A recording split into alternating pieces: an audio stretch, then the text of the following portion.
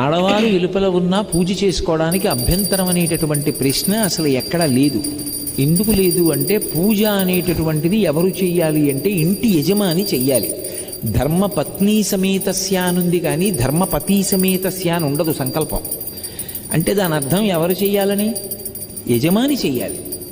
యజమాని చేసి నేను పూజ చేసిన కారణం చేత నా పత్ని బిడ్డలు అందరూ సుఖంగా ఉండాలని యజమాని కోరుకోవాలి.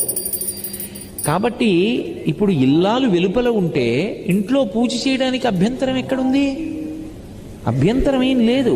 ఆవిడ వెలుపల ఉంటే ఆవిడ కాదు కదా పూజ చేసేది, మీరు చేసుకోవచ్చు, ఏమీ దోషం రాదు.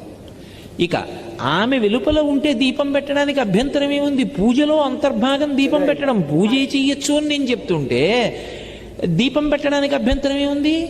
అభ్యంతరం లేదు. నేను ఇవన్నీ దేన్ని ఆధారం చేసి చెప్తున్నానంటే ఆవిడ వెలుపల ఉన్నారు అంటే ఆవిడ వేరే